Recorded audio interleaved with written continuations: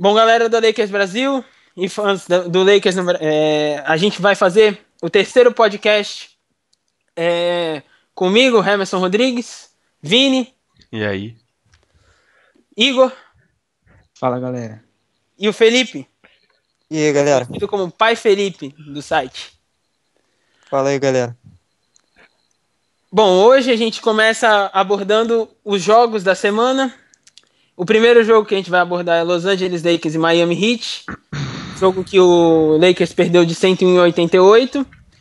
E o destaque do jogo foi pro o Melo World Peace, também conhecido como Ron Artest, que fez o seu, pode-se dizer, o seu melhor jogo desde que voltou ao Lakers. Foi perfeito do perímetro, 4 de 4 na linha de 3, fez 14 pontos.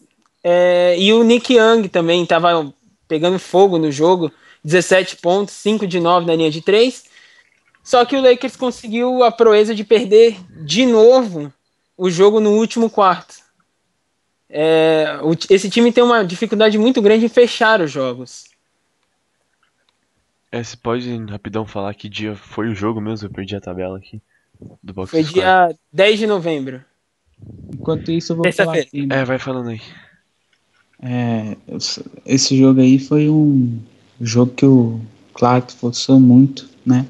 6-16. Isso. Foi ali.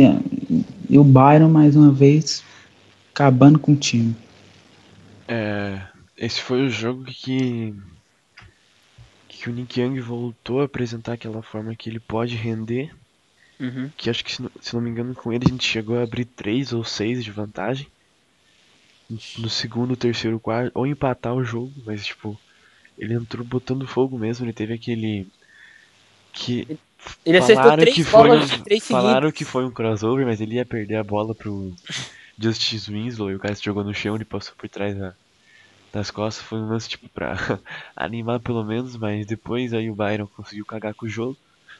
Detalhe pro D'Angelo Russell com 21 minutos. E o Lou Williams com 26. Sim.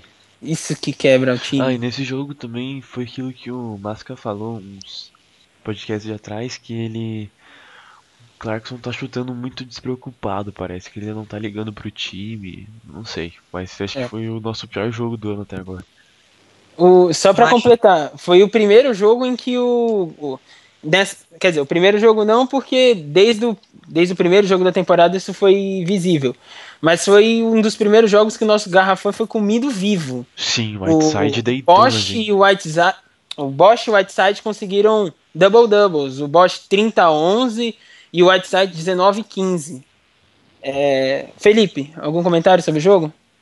Eu acho que foi uma derrota até aceitável. O Miami Heat tem um bom time. Eles não começaram muito bem a temporada, mas eles têm um time muito melhor que o nosso. Acho até que foi uma derrota aceitável, diferente quanto o Magic, quanto o Wolves. Nosso quarto foi horroroso. Isso aí todo mundo sabe. O Byron Scott não sabe muito fazer rotações. Dá pra perceber isso. A nossa defesa é ridícula. Nosso garrafão é displicente. A gente dá muita oportunidade, dá muitas segundas oportunidades ou até terceiras e quartas para os adversários. Isso que está matando o time nesse início de temporada. Nossos rebotes defensivos não existem quase. É só uma coisa aqui, o Felipe falou do garrafão. O Whiteside pegou 7 rebotes ofensivos. O time inteiro do Heat pegou 15 rebotes ofensivos.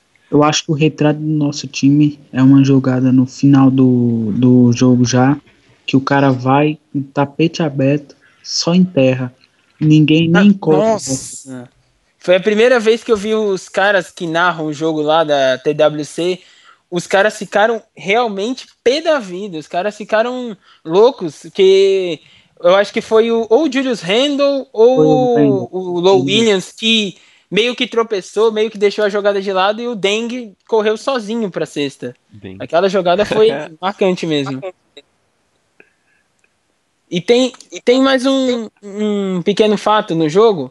O Tariq Black, que não está sendo utilizado, ele fez um plus-minus de mais 16.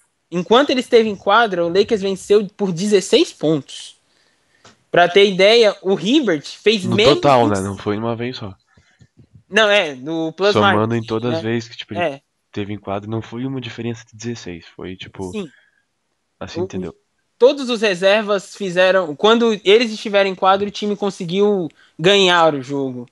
Mas quando os titulares tiveram desempenhos horríveis. O Hibbert fez só 2 pontos e 3 rebotes. Foi o pior jogo do Hibbert na temporada.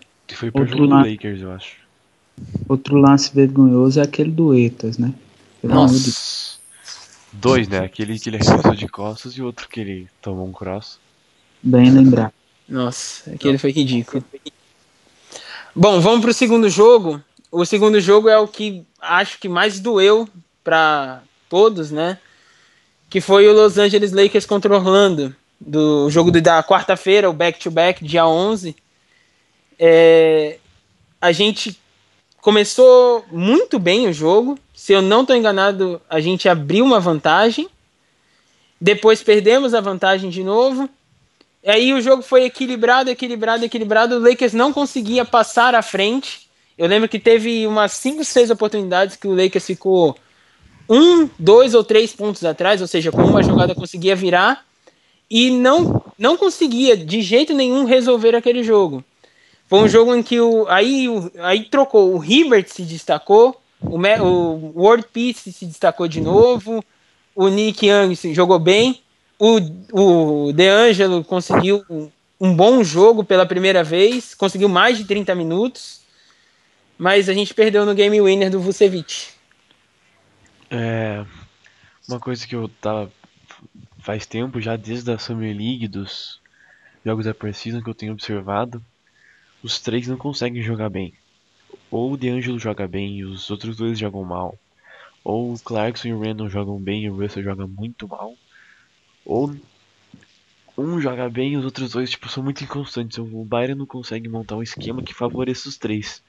Nesse jogo contra o Magic, o Clarkson fez 4 pontos. E o Russell e o Randall somando dá 26 deles. Isso. Mas nesse jogo o Hibbert jogou, lembrou o Hibbert da Indiana. Jogou muito bem. Só que aquilo, a defesa é muito ruim. A gente teve 2 jogadores do Magic que pegaram 5 rebotes ofensivos. O Dwayne Dedmon e o Tobias Harris. Foi 23-7. Se contra o Heat a gente cedeu 15 rebotes ofensivos, contra o Magic foram 23 rebotes ofensivos. Pior ainda. Fala, Igor. Do você tá falando, eu lembro assim, jogadas e jogadas que os caras pegavam rebotes consecutivos, 3 chances às vezes de fazer de pontuar e ninguém olhava, todo mundo olhava os caras subirem para pegar o rebote. E aí no final também aquela jogada jogada, né? Do Low Williams. Jogada, entre aspas. E o problema ainda é que eles deram sorte. Estava bem marcado o Vucevic. Ali não tinha como ele fazer mais nada. O Hibbert marcou muito bem. Mas o cara jogou pra cima e caiu. Se a fase fosse outra... Mas uma coisa que foi mal cortar aí, mas tomar game winner de um cara alto voltando de lesão nas costas é complicado. É duro de aceitar. Não só game winner, né? Ele ele fez 18 pontos. Vindo do banco. Vindo do banco. E o Napier? Shabazz. Sempre tem um que a gente ressuscita, né? Isso na partida de hoje foi o Napier. No quarto, ele chutando de 3, lembrou até o Red Miller. Verdade.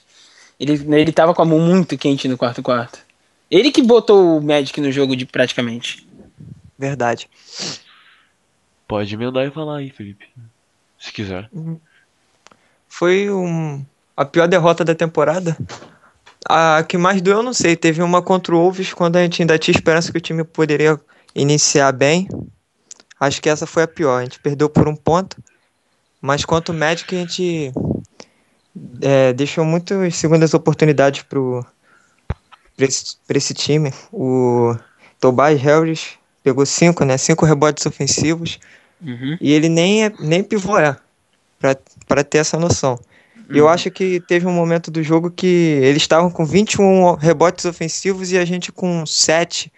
Algo assim. O jogo terminou 23-7 em rebotes ofensivos. O jogo terminou mais assim. que o triplo. Mais que o triplo.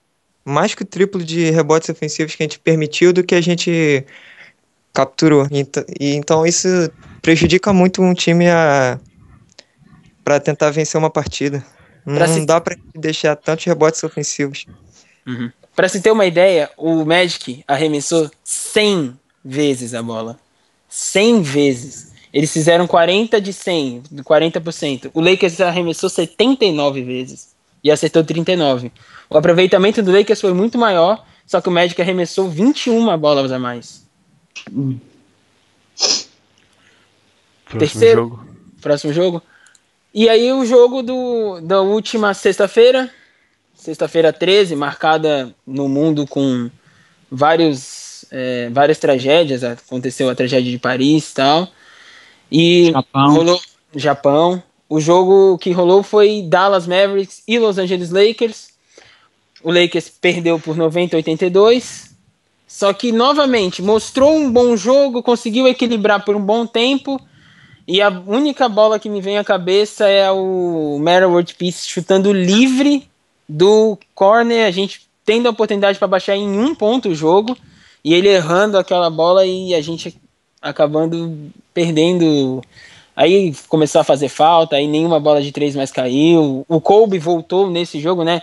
Vale destacar que o Kobe não jogou nem contra o Heat e nem contra o Magic.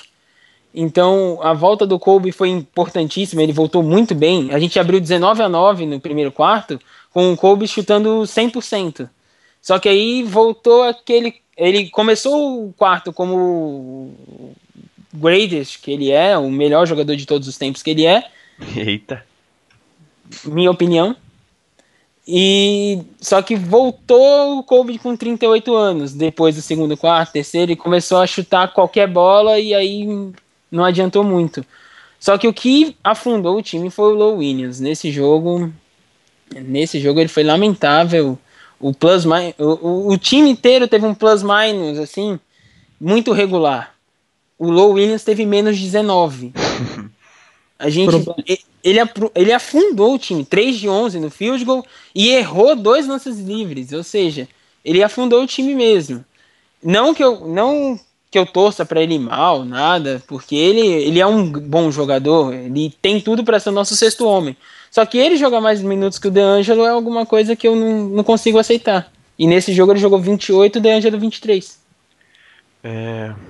Uma coisa curiosa, né? Pela primeira vez a gente ganhou em rebotes ofensivos totais. Verdade, 15-7. O Randall tá mostrando que ele é uma máquina de double-double, só que ele precisa cadenciar um pouco o jogo ofensivo dele. Eu lembro que o Drew falava no site, ele é estilo aquele búfalo louco, né? Vai pra cima, abaixa a cabeça e dane-se. Nesse jogo, o DeAngelo tava bem, ele melhorou muito o field goal dele, quem lembra os primeiros jogos de temporada. Ele tá chutando na casa de 40% ali. Mas, pouco mais. mas uma segunda escolha de draft, jogar 24 minutos, é irreal. É inaceitável. É absurdo. A terceira escolha de draft joga 36, 37 minutos. E a segunda joga 24. É inaceitável. Se o Kobe jogasse assim, cadenciando o jogo dele, tipo, chutando 40%, 50%, não forçando tanto, tipo, pelos números, ele renderia mais do que ele tava rendendo antes. Só que esse cara, a ética de trabalho dele é absurda. Você botar na cabeça dele que ele tem que diminuir o ritmo é impossível. É verdade, isso é verdade. Mas não tenho o que falar. De novo, double pro Pachulia, tá fazendo festa contra a gente. E é isso aí, a gente vai perdendo, é rotina já. Infelizmente já ficamos acostumados com isso. O Clarkson também fez um bom jogo. Eu lembro que ele tava muito bem nas bolas de 3, o Clarkson. E de novo, né? Clarkson bem, Russell e Randall mal. O Russell não foi tão mal. Fez 9, 6 e 5, não é uma partida tão ruim. Ele jogou pouco. Ali, Ele foi mal. o começo foi do acho que é Preston Offense que fala, né? Isso. Sim, é o sistema que o Lakers joga. Que é o sistema que o Lakers joga. O começo foi perfeito, o sistema. Se jogasse daquele jeito, estaria aí, ó, mesmo com a defesa fraca, estaria muito melhor. Foi um começo de... É um lampejos que acontece com o time. Tanto em alguns momentos que defende uma maravilha, alguns momentos vai muito bem no ataque, alguns momentos pega rebote com perfeição, alguns momentos Kobe faz tudo com perfeição, alguns momentos os caras abaixam a cabeça e vão que nem louco. Parece que é assim, eles jogam quando querem. Quando não querem, fazem tudo de qualquer maneira. O responsável por isso é um cara que tá no banco, né? Não, sim, eu sei, eu só tô falando assim. É que tem horas que parece que é tipo uma pelada. Assim, vou brincar, vou arremessar, pronto. Pegar a bola, arremessa. Pega a bola, arremessa. Quem pegar é sempre um contra um. A maioria não existe jogada trabalhada. Sempre no isolation. Verdade. Pode complementar, Felipe. Quanto o Dallas Mavericks fora de casa, eu até também acho uma derrota aceitável. O time do Mavericks não é bobo. O Dirk Nowitzki joga muito. Ele rende muito para a idade dele. Eu tô até surpreso que ele começou a temporada quase perfeito. Foi uma falando do Dirk rapidinho aqui, eu tenho ele no Fantasy. O último jogo do Dallas, eu não sei se contra quem que era, não lembro. Houston. Foi Dallas e Houston. O Dallas ganhou de Houston com o time reserva, sem Dirk, sem Wesley Matthews. Não, o Dirk tem Wesley não sei, mas sem Parsons. Sem Dirk, Parsons, sem Parsons. Sem Nowitzki e sem Williams. Isso. Eu acho. Tem mais alguma coisa a acrescentar, Felipe? Não, só isso mesmo. Derrota pode ser aceitável. A gente vai perder muitos jogos nessa temporada. Esse seria um jogo que eu tava até acreditando na derrota antes da temporada começar. Agora que a temporada já começou, eu acredito na derrota antes do jogo começar, né? Infelizmente estamos nesse nível. O que eu ia falar é que o Igor falou assim: o time deu lampejos de um bom basquete. Esses lampejos de um bom basquete é a única coisa que me faz acreditar que a gente não tá no projeto Ben Simmons 2017. É a única coisa que não me deixa acreditar. 2016, não? Oi? 2016, não? 2016, tá certo. Eu tô pulando o ano. Daria pra pular esse, né? Tá uma tortura assistir isso. Nossa, nem fale. Bom, acabaram os seus jogos. Hoje, daqui a 2 horas, vai começar o próximo jogo do Lakers, que é contra o Pistons. Palpites, o Drummond quebra o recorde de rebotes da liga, pega 55 rebotes hoje. Eu continuo com o palpite do último podcast. Eu falei que o Lakers perderia os próximos 4. E, no caso, né, já perdeu 3, hoje é o 4º. Eu espero que o D'Angelo Russell pelo menos jogue mais que 30 minutos. Queria ver o Randall voltando a jogar bem, com aquela média que ele consegue ter de 15-8 ali. Com o Kobe mais jogando no estilo do Wade, reservando mais arremesso, mas vamos ter problemas com Red Jackson e Drummond. Palpite, Igor? Eu tinha falado um 3 semana passada, porque eu acreditava em uma vitória, ou contra México ou contra Mavis. Mas aí contra o Pistons, sinceramente, meu coração fala double-double duplo-duplo do Hibbert e game winner do Russell. Mas só que a cabeça fala, o Byron é o treinador. Felipe? Contra o Pistons, é um dos times que mais me surpreenderam nesse início de temporada. O Drummond tá com média de 19 rebotes, eu acho. 19,5 rebotes todo jogo. Ele começou a temporada de uma forma sensacional. Acho que também foi ajudado pela saída do Greg Monroe, que aí eles dividiam mais a bola, agora o garrafão é só dele.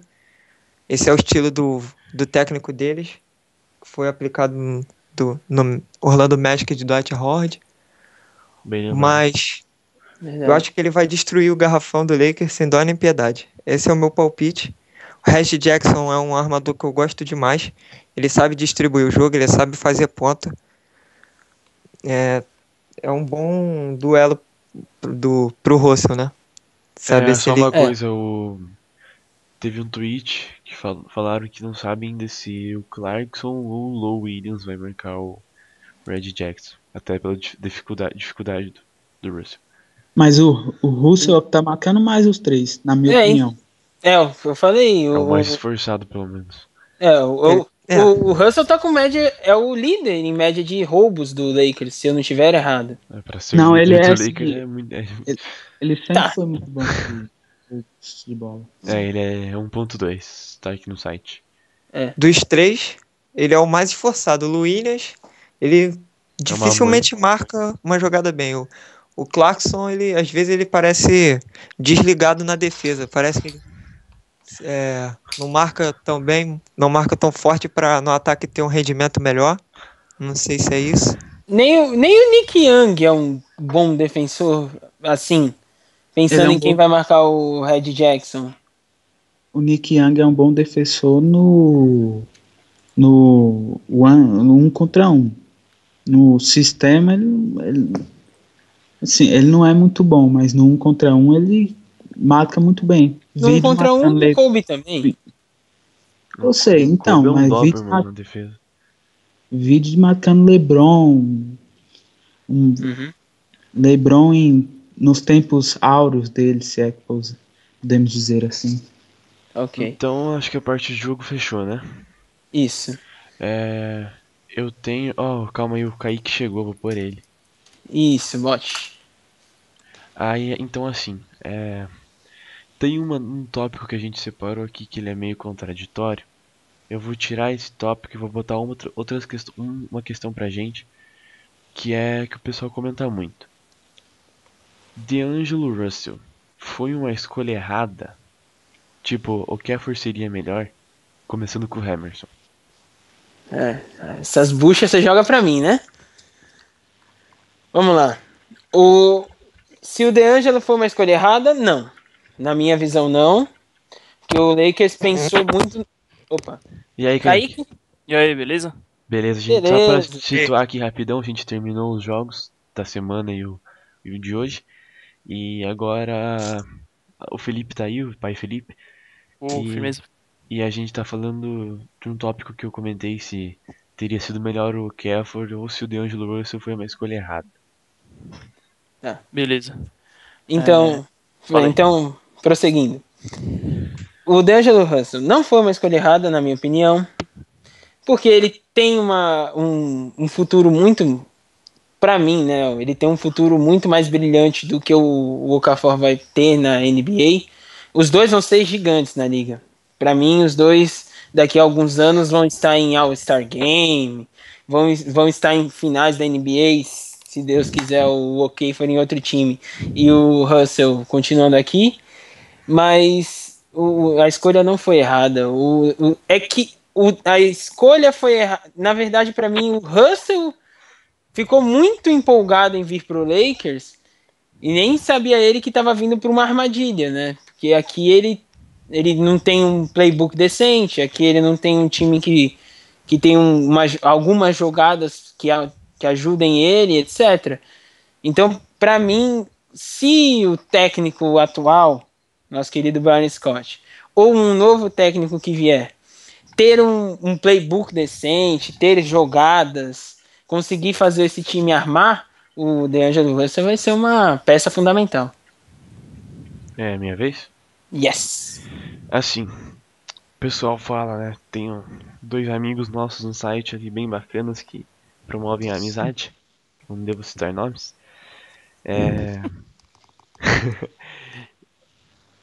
Mas o Okafor tá pontuando bem, já fez double-double. Se o Okafor tivesse vindo pro Lakers, seria a mesma coisa. o D'Angelo Russell estourando no Sixers, o Okafor sofrendo aqui, com a mesma cobrança.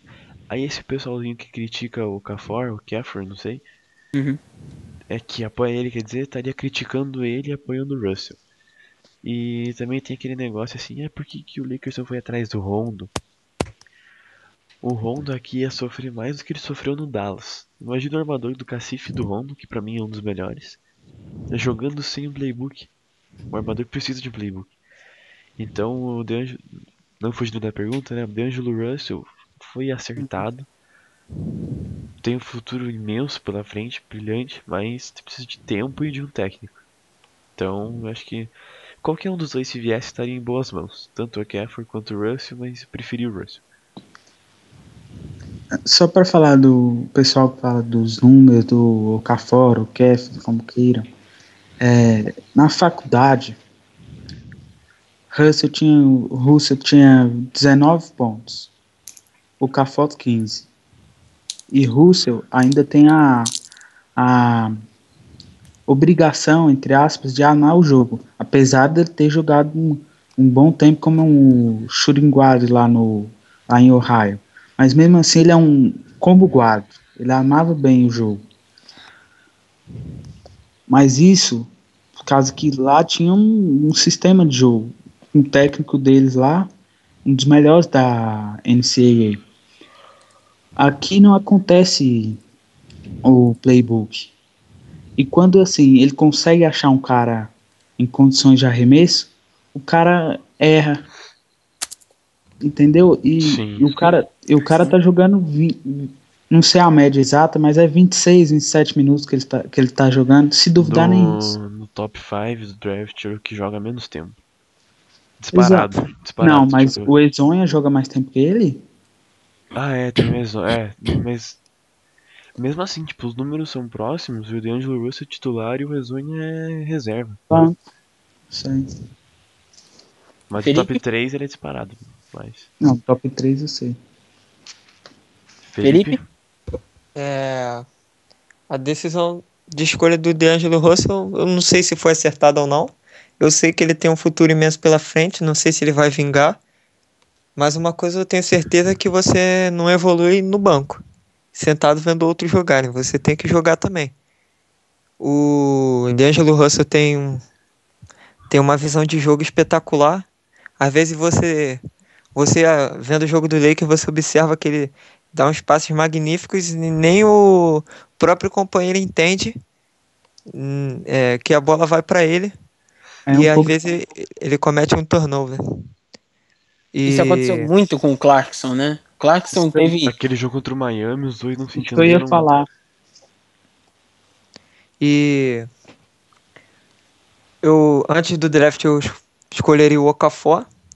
Agora, depois do draft, depois da agência livre com o Hibbert, com o Randle irregular, mas joga bem, apesar de ser irregular, que é normal para um calouro, né?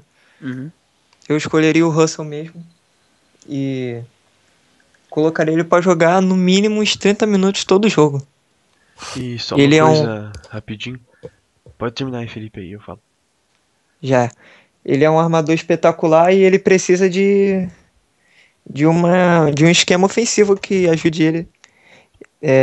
Senão ele vai continuar não dando tantas assistências como ele está dando. Acho que foi no último jogo, ou contra o Magic, eu não lembro, ele pegou mais rebotes do que deu assistência. Ele pegou 6 rebotes, algo assim. No último jogo, contra o Dallas. Ele fez 9, 6 e 5. Ele pegou mais rebote do que deu assistência. E se não tiver um esquema ofensivo que o ajude, ele vai continuar assim, porque o esquema ofensivo do Lakers roda a bola, tem uma movimentação de bola muito boa. O Hibbert toca na bola, o Randle toca na bola, o Kobe toca na bola, todo mundo se movimentando, mas aí eles não conseguem finalizar a jogada.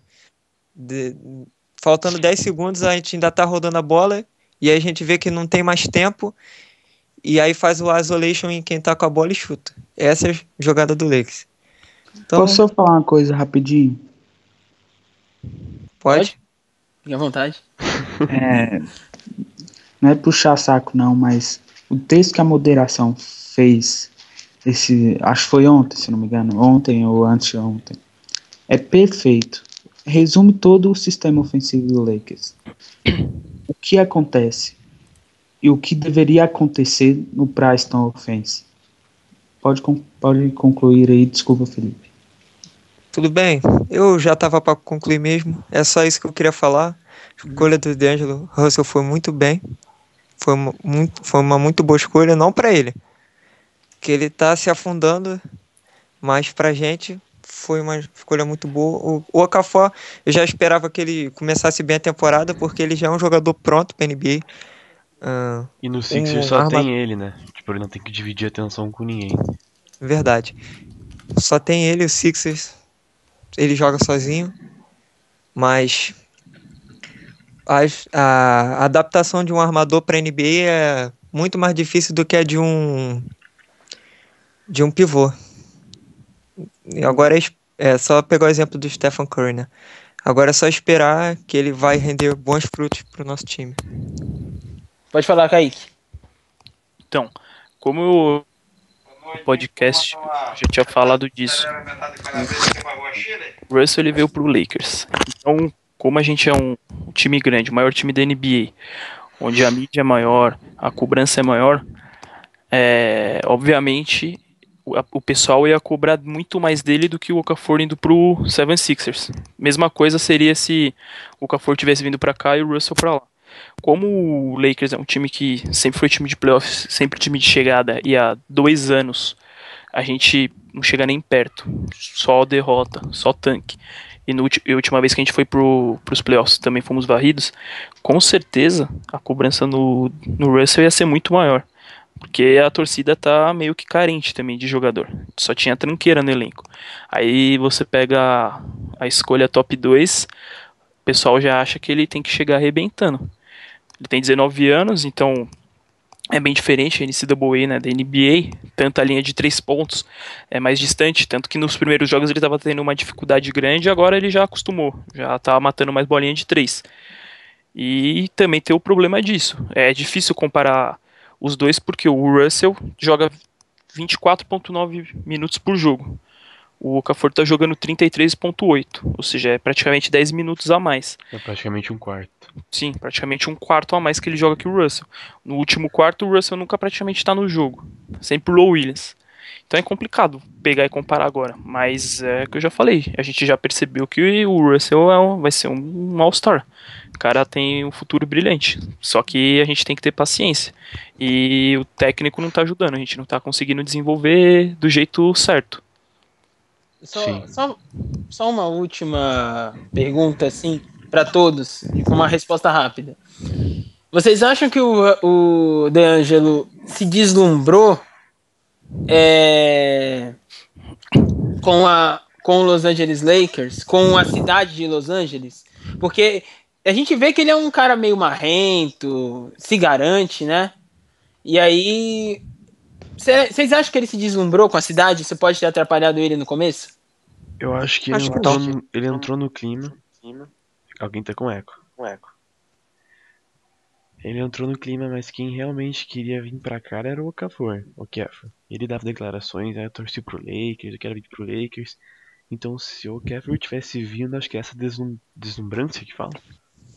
Mais ou menos. Isso teria sido maior se fosse o Okafor, mas ele, já que tá aqui mesmo, né, fazer o quê? É que às vezes eu tenho a impressão que ele tá saindo muito com o Nick Young, com o Lou Williams, devem fazer umas festinhas lá que dá uma virada na cabeça do garoto, né? Tá. Qual é o próximo tópico? Eu falei, substituir um, né? Uhum. E aqui do Luke Walton, acho que não vai dar tempo, então vai ser assim. Ser um grande jogador lhe dá vantagem como coach? Resultados muito melhores de Eric Spoelstra e Frank Vogel, é assim que fala? Isso. Sobre o Barry Scott, entre outros. Vamos lá. Essa é uma questão até mais difícil. Eu sinceramente nem tenho uma opinião formada sobre isso. Mas eu vou pegar um exemplo do futebol. Tem vários técnicos que nunca foram jogadores, né? Ou foram jogadores bem bem meia boca. E tem vários técnicos que foram jogadores de sucesso e que são bons técnicos. E tem jogadores que tem técnicos que nunca foram jogadores e também conseguem bons trabalhos. Eu acho que pode até te dar uma vantagem em relação ao tratamento de grupo. Você consegue tratar o grupo muito melhor porque você já esteve lá. Você sabe o que o jogador pode estar passando porque você passou por isso. E um cara que nunca entrou numa quadra talvez não saiba isso. Talvez não saiba o que o jogador está sentindo e tal. Só que eu acho que um cara que nunca entrou na quadra vai ter mais inteligência tática e técnica do que um cara que já entrou. Porque ele se prepara melhor, ele faz mais cursos, ele estuda melhor o jogo. Então, eu não vejo como uma grande vantagem. Eu acho que ele tem a vantagem do grupo, mas ao mesmo tempo perde um pouco em tática e técnica. O único exemplo que eu consegui mais ou menos assim é o Steve Kerr, que foi um grande jogador e está se provando um grande técnico no Golden State. Tem muito oposto nisso, né? Como você mesmo falou do Steve Kerr, que foi um bom jogador e um bom técnico, mas tem o Byron Scott, que foi um ótimo jogador e um péssimo técnico. Pois é. Então é difícil você montar uma opinião assim. Ele te dá vantagem, mas também atrapalha. Uhum. Então, como é 50%, eu pegaria um técnico que não foi jogador. Eu acho que... Vai, pode falar. Posso só dar um exemplo dos melhores point guards da história, que é um grande técnico, está se provando, pelo menos. Jason Kidd no Milwaukee. Um time Bem lembrado. Bem lembrado. Derek Fisher também. Derek Fisher também no New York. Um time bem arrumadinho. Você vê que é um time assim que ele tem até o perfil de jogador, que é aquele perfil, que é aquele cara com envergadura, aquele cara mais... O time todo do Bucks é muito alto. Então, estilo Anthony Davis, Kevin Durant. Você vê que é um time que tem para fazer aquilo. E quase eliminou o Bulls nos playoffs. Eles tiraram um jogo do Bulls. Acho que foi 4 Sim. Foi fora de casa, eu acho. Sim, foi em Chicago o jogo. Não. Foi em 4x2. Foi 4x2. Mas um dos jogos foi em casa que eles ganharam. Porque eu lembro que mostrou foto. Foi. O jogo que eles arrancaram um jogo fora de casa. E Felipe? Não, foi A pergunta era se um bom jogador pode formar um bom técnico? Era isso? Tipo, dar uma vantagem como coach. Acho que não. Você pode ser um jogador não tão bom e captar mais as táticas do seu treinador e levar para sua vida toda. Por exemplo, o Phil Jackson era um jogador que não era um craque. Mas ele era tipo sei lá, um reserva. Não era reserva, ele era mediano. Ele era um jogador regular e, na minha opinião, o segundo melhor técnico da história da NBA. Eu acho... Pat Riley. Eu acho que isso de ser bom jogador, você é um bom técnico, acho que isso não tem nada a ver. O Byron Scott, eu não digo que ele é um técnico ruim, eu digo que ele faz um péssimo trabalho aqui em Los Angeles. Ele já levou o Nets à final da NBA com o Jason Kidd. Não digo que ele é um péssimo técnico, mas ele faz um péssimo trabalho aqui. O próprio Jason Kidd vai fazendo um bom trabalho no Milwaukee Bucks. Acho que isso não tem nada a ver, não. Kaique? Então, que o Felipe tava falando do Phil Jackson se baseia mais ou menos nisso, minha opinião também. O Phil Jackson não era nenhum esplendor de jogador.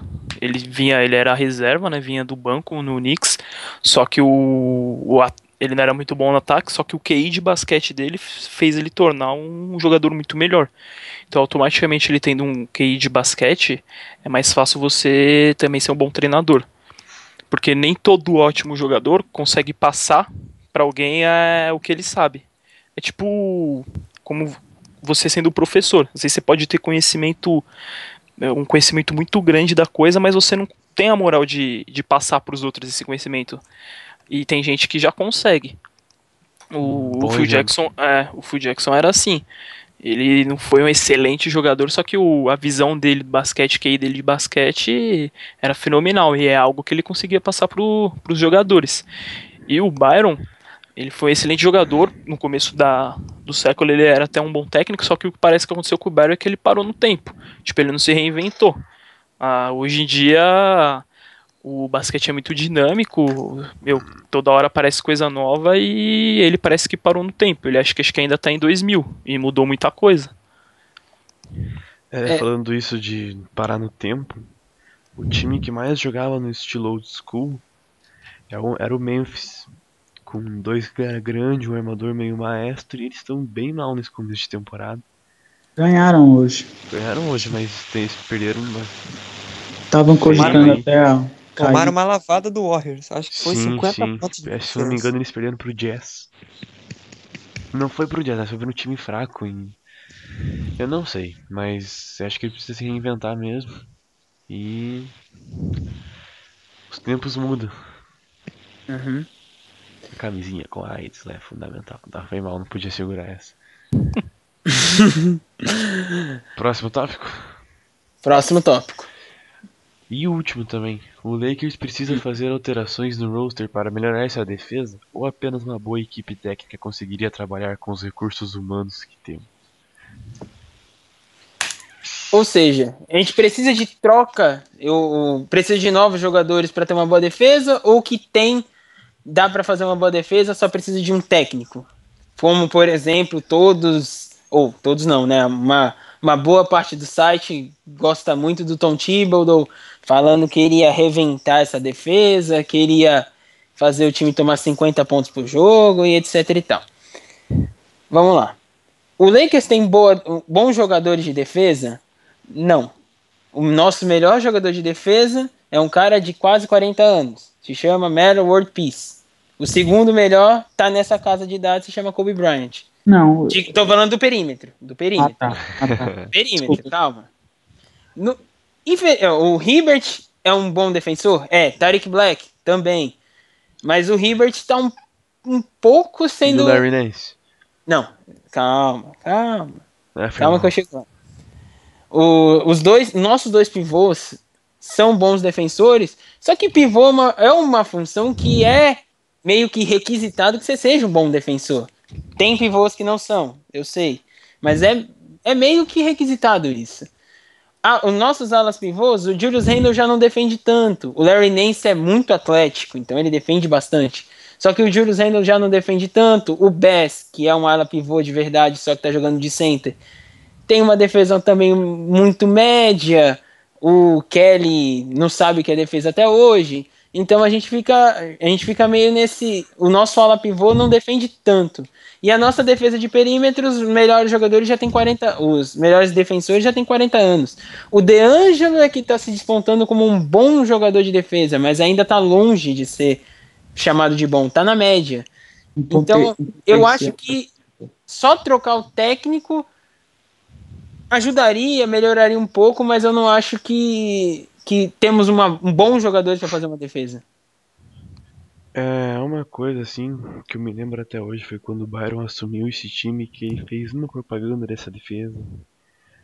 Porque essa defesa vai ser forte, vai ser a cara do Lakers. E isso de a cara do Lakers, entre aspas, a gente não tem uma identidade de time desde o time do Dwight Howard.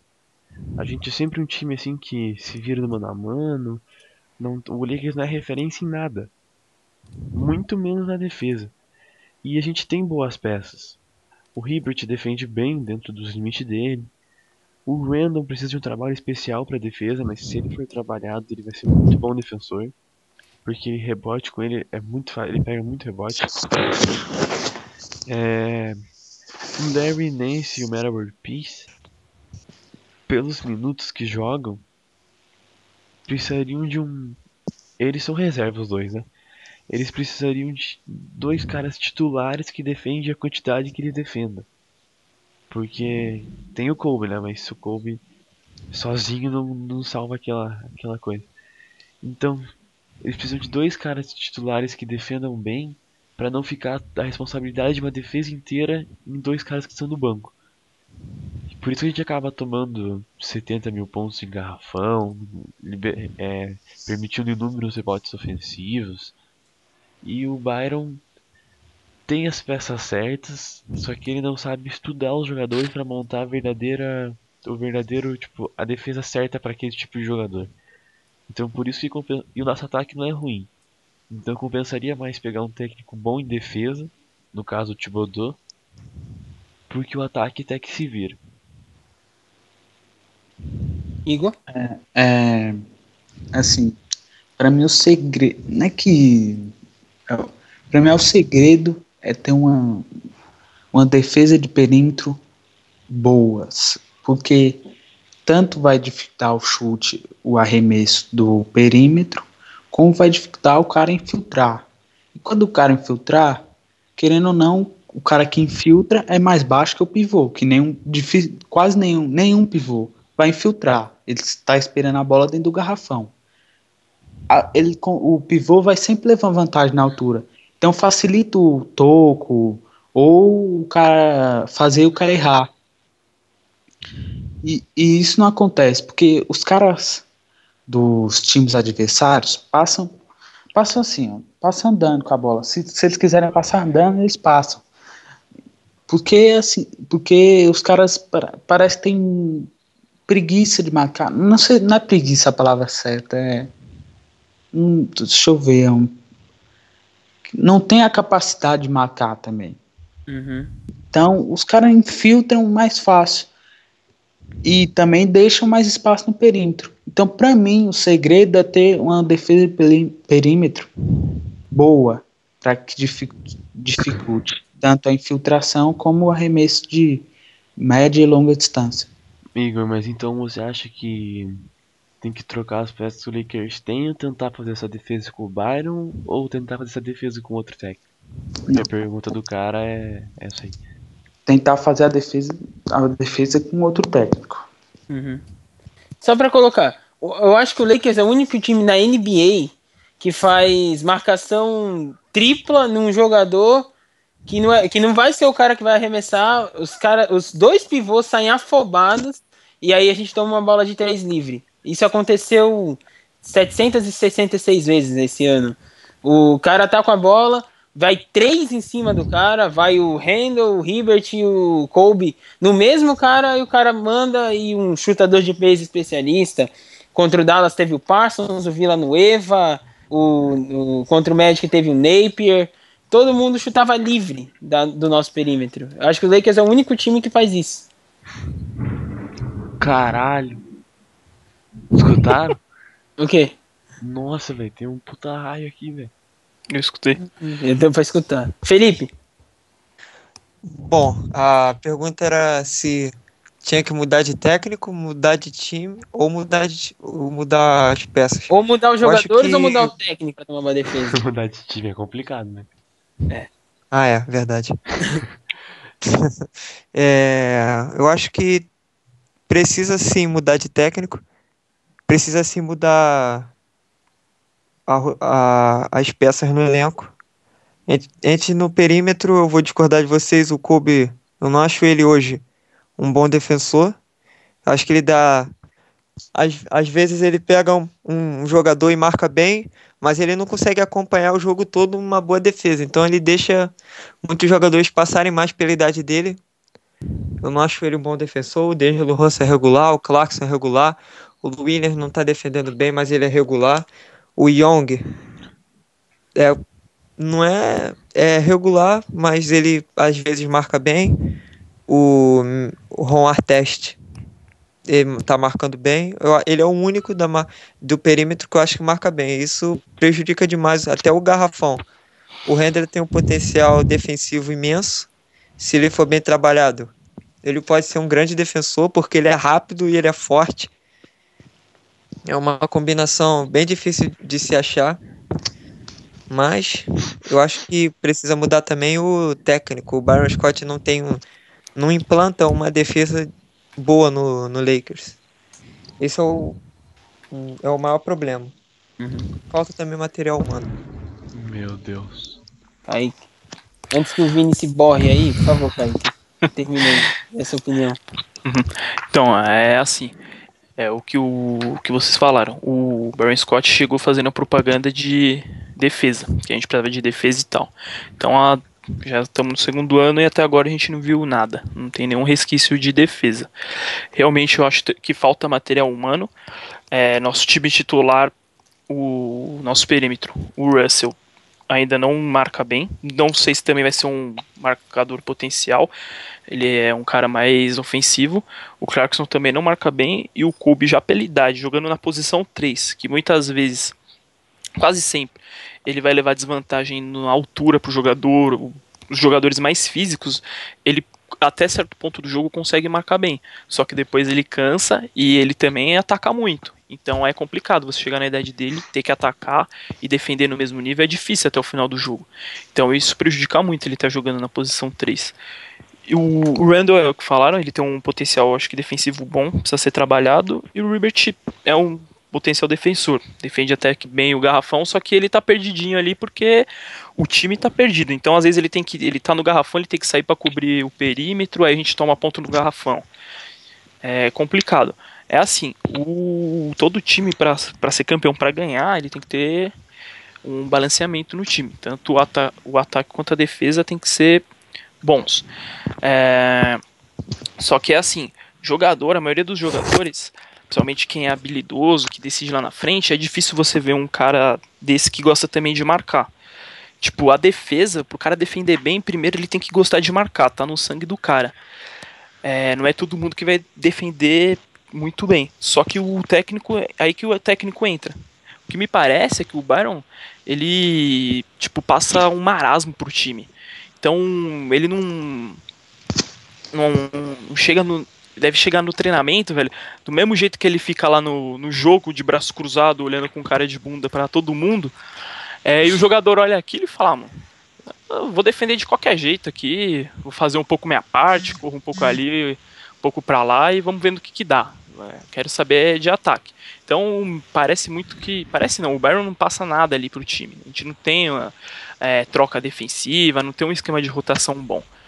É aí que o técnico entra. Então eu acho que sim, faltam uma ou duas peças pelo menos que defendam melhor. É o que vocês falaram. A gente tem assim hoje 2 caras que defendem bem, que é o World Peace, que quando o Kobe tá jogando ele é reserva, e o Nance Jr. também, que tá se mostrando um cara bom na defesa, que também é reserva. Ou seja, a gente não tem muita peça no elenco, só que tá claro que o treinador em relação a isso. Então eu acho que hoje a gente precisaria primeiro mudar o técnico, vir com uma mentalidade diferente pro time e depois tentar uma ou duas peças pelo menos defensiva para contribuir mais. Então o consenso geral é que a gente precisa mudar o técnico. Sim. Sim. E pra fechar, eu queria que vocês falassem aqui pra nós fazer meio que entre aspas, um bolão. Melhor jogador do Lakers da temporada até agora. Melhor jogador da NBA da temporada até agora. E se fosse pra pegar algum jogador de outro time, qualquer time, quem seria? Qualquer jogador? Qualquer jogador. Putz. Melhor jogador do Lakers até agora. Uhum. Olha, boa pergunta. É porque o time como um todo oscilou bastante. Teve jogos muito bons do DeAngelo, teve jogos muito bons do Clarkson, teve jogos muito bons de todos. Mas por regularidade, o melhor jogador do Lakers hoje é o Jordan Clarkson. Regularidade em pontos. Infelizmente ele joga mais pra ele do que pro time. Tem horas que ele joga mais pra ele do que pro time, mas na regularidade o melhor jogador da temporada pra mim hoje do Lakers é o Clarkson. O melhor jogador da liga é o Stephen Curry. Acho que sem sombra de dúvidas. E se eu pudesse pegar qualquer jogador pra colocar no Lakers... Ai, boa pergunta. Acho que eu iria na única posição que a gente não tem, que é um SF. E iria de Kevin Durant. Pra mim também, Jordan Clarkson, porque acho que da pouca regularidade que tem o Lakers, ele é o que mantém a maior. O MVP eu até brinquei no site, né? Se a NBA só considerasse humanos, o MVP seria André O Drummond. Drummond. Porque o Curry que ele tá jogando um nível acima de MVP. Então eu acharia absurdo. E se fosse pra escolher um jogador, tem Marcus Cousins. Igor. Igor?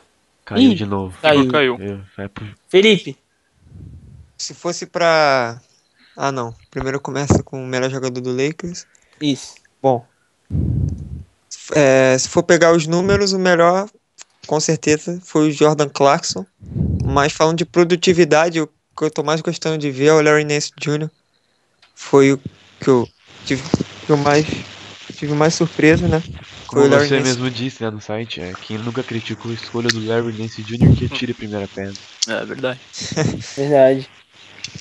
E o melhor jogador da NBA hoje, Stephen Curry.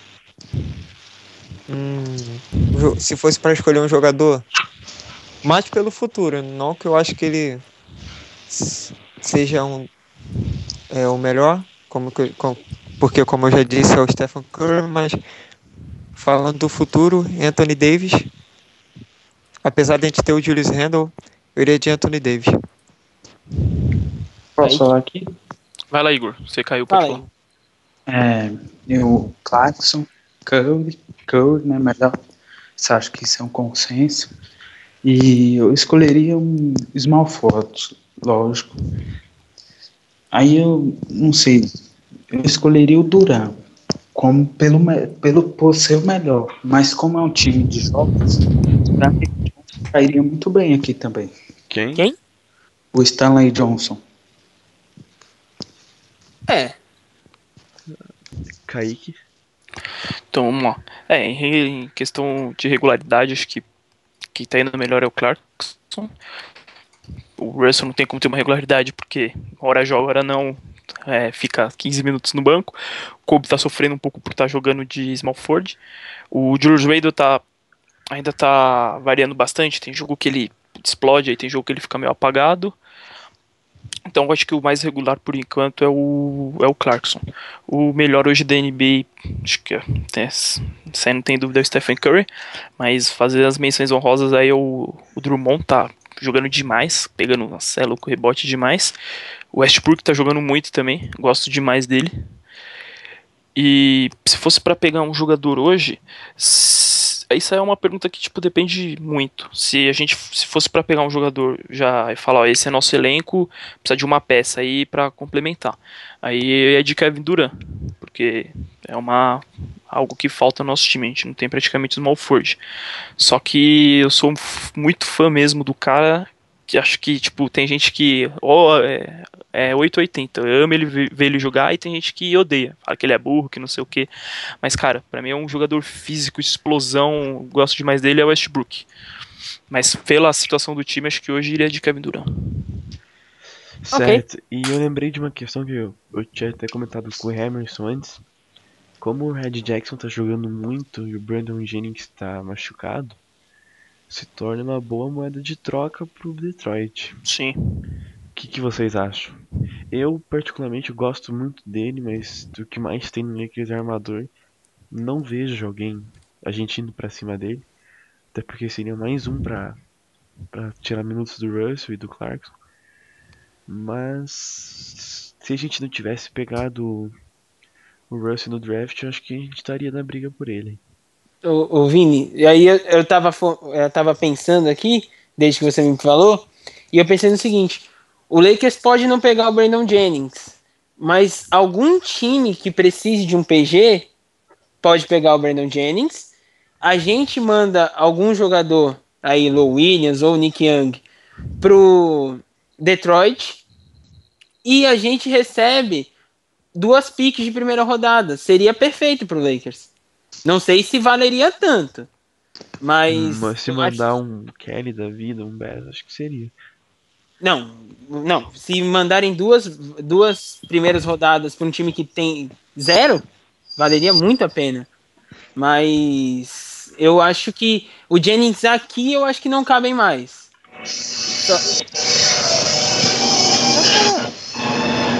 Tá. Tem o microfone e contatos de quarto grau aí. Obrigado. É que o Igor deve ter acontecido alguma coisa com ele, foi abduzido. Mas voltando, o Brandon Jennings aqui hoje, não acho que ele faria. Ele seria o nosso PG titular, mas a gente quer desenvolver o Russell e o Clarkson. Então ele não viria para cá. Mas o Lakers pode olhar para ele visando um outro jogador ou picks do draft e envolver Detroit nessa história. Felipe? Eu duvido muito o Lakers ir pra cima do Brandon Jennings. Se fosse pra trocar o... Não, se fosse pra pegar o Brandon Jennings, acho que seria pra usá-lo em outra troca. Duvido muito. O que a gente mais tem é jogador de perímetro, né? Foi o que a gente mais criticou. A gente tem muito armador, tem muito ala armador. E o Brandon Jennings é um armador na teoria. Duvido muito. Kaique? Então, aí galera, sobre o Jennings é o seguinte, eu gosto dele, acho um jogador bom, só que acho que hoje ele não se encaixa no grupo. Tipo, a gente já tem que desenvolver o Russell, e ele perde muitos minutos já pro Low Williams. Aí se viesse o Jennings, então seria mais um jogador de perímetro para rotação. Seria complicado. Se a gente não tivesse o Low Williams, seria uma boa o Jennings. Então acho que hoje não caberia no time. A gente precisa estar mais carente de outras posições. E também, terminando, eu acho que hoje mesmo a gente não está precisando de jogador. Lógico, o elenco não é o melhor do mundo, mas a principal troca que a gente tem que fazer é de técnico, senão a gente não vai para frente. Então é isso, galera. Nosso terceiro podcast. Tentando melhorar cada vez. Esse ficou um pouco mais longo, deu mais de 1 hora. Acho que não deu 1h10. Vini falando. Eu vou vazar aí. Galera, você pode se despedir aí se quiser. Valeu. Emerson falando. Valeu. Semana que vem, domingo a gente grava, segunda vai ser postado mais um podcast. E tomara que o Lakers, até o final da semana que vem, tenha conseguido mais uma vitória. Falou, galera. Beleza, valeu, galera. Falou aí. Foi mal ter chegado atrasado hoje. Tava com compromisso aí. Gol, Lakers.